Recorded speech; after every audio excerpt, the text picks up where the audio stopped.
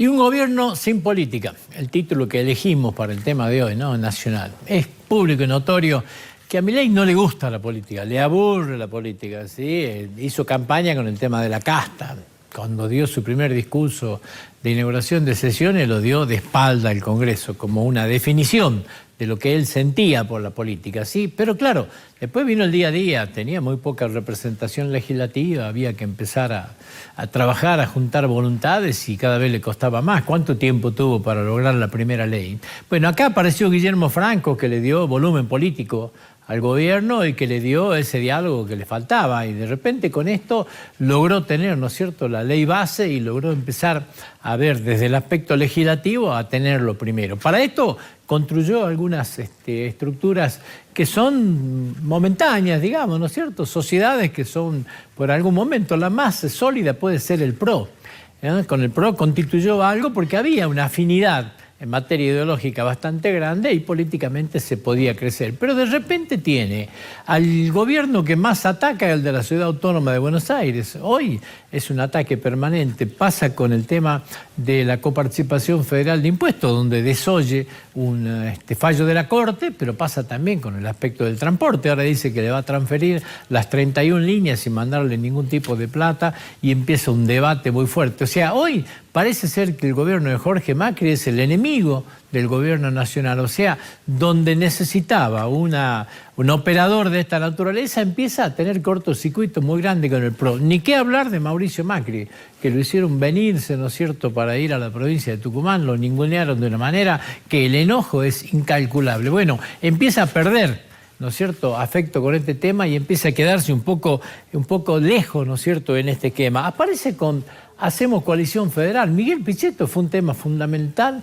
en el logro de la aprobación en Cámara de Diputados de la ley base. Fue absolutamente clave a la inexperiencia de la jefatura, ¿no es cierto?, del PRO en el trabajo de Cámara de Diputados. Pichetto fue fundamental, le ordenó este tema. De repente los compromisos asumidos, los pactos hechos, las promesas, todas se empiezan a incumplir. Genera el enojo de Pichetto. Pichetto hoy parece estar en la vereda del frente. Antes de ayer no bajó a la sesión, le generó una complicación legislativa muy grande. Claro, cuando empiezan a pasar estas cosas, cuando los de la vereda del frente olfatean sangre, ven lo que está pasando, le pasa lo que le pasó con el justicialismo, con el kirchnerismo ayer.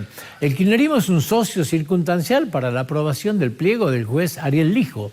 Bueno, ahora el kirchnerismo, ¿qué es lo que dice? Nos necesitan a nosotros para aprobar. Estos socios circunstanciales están peleados. Bueno, ahora yo para aprobar el pliego del Lijo, el otro integrante de la Corte lo pongo yo. Empieza a exigir otro tipo de cosas. O exige la ampliación de la Corte. Bueno, estas son las cosas que pasan cuando dice no hay política, no hacemos política. O sea, empieza a perder hasta ese socio circunstancial. Empiezan a pasarle facturas de altísimo costo, porque tiene una representación legislativa exigua. Entonces, ¿qué facturas son? Y bueno, de repente, en el tema jubilatorio están a punto de aprobarle la reforma jubilatoria, ¿sí?, que ya tenía media sanción, ahora el Senado se la va a aprobar, va a tener un costo muy fuerte, no tanto en lo económico, porque Javier Milei la va a vetar, pero el costo político es el costo fuerte, digamos. Y esto es producto de esta situación, de la pelea con la política, de renegar con la política en el día a día, hasta da la sensación que es un tema de revancha. Y le pasa con el DNU. ¿Va a ser Javier Milei el primer presidente de la Argentina al cual le van a rechazar un DNU?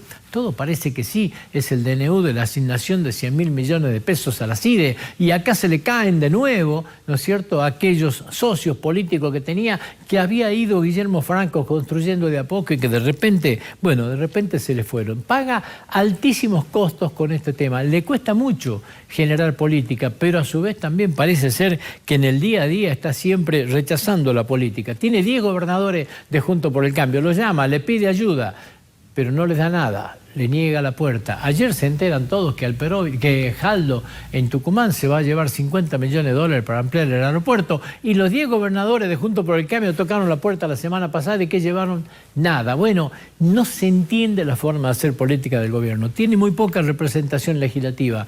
Necesita socios, pero permanentemente se la pasa rompiendo los puentes con esos socios circunstanciales.